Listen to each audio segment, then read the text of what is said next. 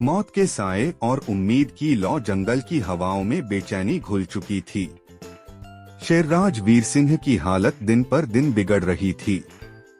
उसकी सांसें अब धीमी और अनियमित हो गई थीं। उसकी गुफा के बाहर एक सन्नाटा पसरा हुआ था, जिसे कभी कभी गीदड़ों की हंसी तोड़ देती थी। जंगल में अफवाहें फैल रही थीं, राजा अब नहीं बचेगा, नया शासक चुना जाएगा, अब तेंदुआ सेनापति बन जाएगा। वहीं दूसरी ओर चंपक और वनवैरागी एक झाड़ी के पीछे छिपकर जंगल की सीमा में प्रवेश कर चुके थे। वनवैरागी की चाल धीमी थी, पर उसकी आंखों में दृढ़ निश्चय चमक रहा था। गुफा तक पहुंचने की चुनौती, राजा की गुफा तक पहुंचने का रास्ता अब सुरक्षित नहीं था। तेंदुआ कालकूट ने अपने सिपाहियों को गुफा के आसपास तैनात कर रखा था। उसका इरादा साफ था, राजा की मौत के बाद वह खुद जंगल का अधिपति बनना चाहता था। चंपक ने पास के साही सुदीप से मदद ली, जो पत्थरों के बीच रास्ता जानता था। रात के अंधेरे में जब कालकूट के सिपाही ऊँघ रहे थे, चंपक, सुदीप और वनवैरागी गुफा तक पहुँचे। भीतर का दृश्य अत्यंत मार्मिक था। शेरराज वीर सिंह जमीन पर लेटा था, शरीर बेजान सा लग रहा था। उसकी सांसें फटी-फटी थीं, आंखें अधखुली। धवल हाथी, उल्लू चक्षु और कुछ वफादार जानवर चुपचाप उसकी सेवा में लगे थे। महाराज, चंपक ने पुकारा, उसकी आवाज कांप रही थी। वीर सिंह ने धीरे से सिर मोड़ा और एक कमजोर मुस्कान बिखरी, तू लौटा। वनवैरागी का उपचार। वनवैरागी ने तुरंत घाव की जांच की। भाला अंदर गहरे धंस गया था और घाव संक्रमित हो गया था। उसने एक कड़वी नीली जड़ी से पेस्ट बनाया और घाव पर लगाया। फिर उसने नील कांचन के रस की बूंदें राजा के मुंह में टपकाई। अब ये 3 दिन निर्णायक हैं, वनवैरागी ने गंभीर स्वर में कहा। या तो राजा बचेगा, या पूरे जंगल ने सांस रोक ली। दूसरी ओर षड्यंत्र चरम पर। उधर कालकूट ने जंगल के कई जानवरों को बुलाकर एक गुप्त सभा की। उसने कहा, वीर सिंह अब सिर्फ नाम का राजा है। जंगल को अब एक नया बलशाली नेतृत्व चाहिए। मैं कल सूरज उगने से पहले स्वयं को राजा घोषित कर दूंगा। लोमड़ी मंदरिका, भेड़िया क्रूरभान और गिद्ध तिर्यक ने उसकी बात का समर्थन किया। अगर शेर मरा नहीं तो भी हम कहेंगे कि वो मर चुका है, मंदरिका बोली। तीसरी रात अंधेरे में एक चमत्कार। तीसरी रात को गुफा के बाहर तेज आंधी चली। पेड़ों की डालियां झुक गईं। और फिर एक कराहती हुई आवाज भीतर गूंज उठी, धवल डॉट चंपक। सब जानवर चौंक गए। शेरराज ने धीरे से आंखें खोली। उसकी सांसें अब स्थिर थीं। आंखों में थोड़ी सी चमक लौट आई थी। चंपक दौड़कर उसके पास पहुंचा, महाराज, आप ठीक हैं? वीर सिंह ने बहुत धीमे स्वर में कहा, तुमने डॉट मुझे मौत से खींच लाया, छोटे योद्धा। वनवैरागी ने सिर झुकाकर कहा, राजा अब ठीक हो जाएगा। उसकी आत्मा फिर से जाग उठी है। राजा की वापसी, जंगल की धड़कने। चौथे दिन भोर होते ही राजा ने उठकर पहली बार गर्जना की। यह आवाज सुनकर सारा जंगल चौंक गया। कालकूट की सभा चल रही थी। तभी राजा की गरज जंगल के हर कोने में फैल गई।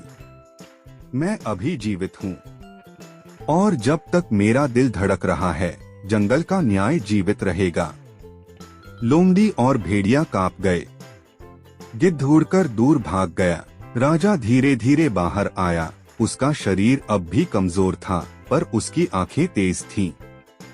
वह धवल के सहारे खड़ा था। कालकूट शेरराज ने दहाड़ा, क्या तूने सोचा कि मेरी मौत से तू राजा बन जाएगा?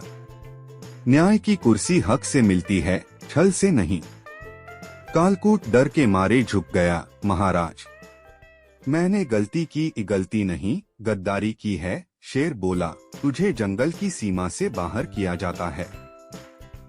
जो गद्दार होते हैं वे इस पवित्र भूमि में नहीं रह सकते। वीरता का सम्मान राजा ने सभा बुलाई और चंपक को अपने पास बुलाया। तुम छोटे हो पर तुम्हारा हौसला सबसे बड़ा है। मैं तुम्हें राजनिष्ठ वीर की उपाधि देता हूँ। आज से जंगल में जब भी कोई संकट आएगा तो चंपक की कहानी सुनाई जाएगी। पूरा जंगल तालियों और जयकारों से गूंज उठा। चंपक की आंखों में आंसू थे पर वह मुस्कुरा रहा था। नए युग की सुबह। शेरराज वीर सिंह की गरज जंगल में गूंज चुकी थी। एक बार फिर से न्याय की लौ जल उठी थी। कालकूट मंदरिका और उनके समर्थक सीमा पार भगा दिए गए थे। जंगल में नया सूरज उग चुका था, साहस, वफादारी और सेवा का प्रतीक बनकर। राजा की सभा एक नई शुरुआत। घायल अवस्था से उबरने के कुछ ही दिनों बाद वीर सिंह ने सभी पशु पक्षियों को एक विशेष सभा में आमंत्रित किया। सभा उसी मैदान में हुई जहां राजा आमतौर पर न्याय करता था। इस बार सभा में कुछ बदलाव लासा था।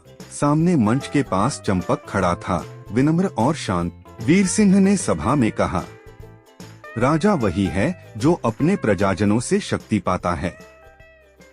आज मैं यहाँ हूँ क्योंकि एक नन्हे प्राणी ने अपने प्राणों को दांव पर लगाकर मुझे बचाया। आज से यह जंगल केवल बल पर नहीं, बुद्धि और भक्ति पर भी चलेगा। फिर राजा ने चंपक को अपने पास बुलाया और कहा, मैं तुम्हें जंगल रक्षक की उपाधि देता हूँ।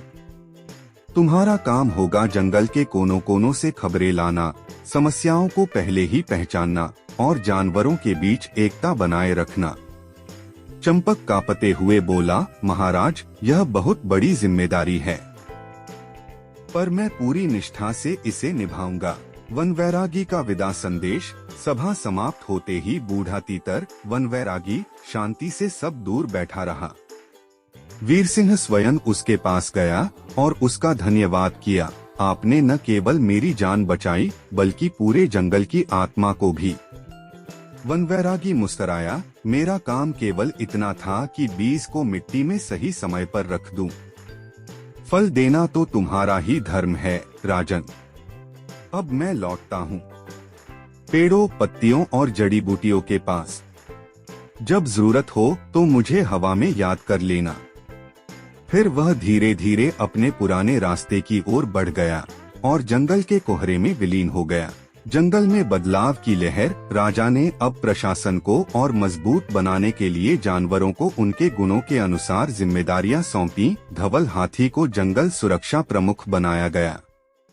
उल्लू चक्षु को बुद्धि एवं ज्ञान विभाग का प्रमुख, शाही सुदीप को जंगल निगरानी विभाग सौंपा गया और चंपक को राज्य प्रतिनिधि व संवाद प्रमुख। जंगल के अलग अलग हिस्सों में पंचायतें बनने लगीं। अब जानवर सीधे राजा तक अपनी समस्याएं पहुंचा सकते थे। चंपक की पहली परीक्षा।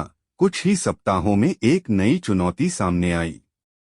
जंगल के पूर्वी हिस्से में एक गीदड़ समूह ने पानी के स्रोत पर कब्जा कर लिया था। हिरण, खरगोश और कई पक्षियों को प्यास से तड़पना पड़ा। चंपक को भेजा गया जांच करने। वह चुपचाप वहां पहुंचा और गीदड़ों से बात की। तुम्हारा डर सब पर भारी है, पर ये पानी सबका है। अगर तुम बांटना नहीं सीखोगे तो राजा स्वयं आकर निर्णय करेगा।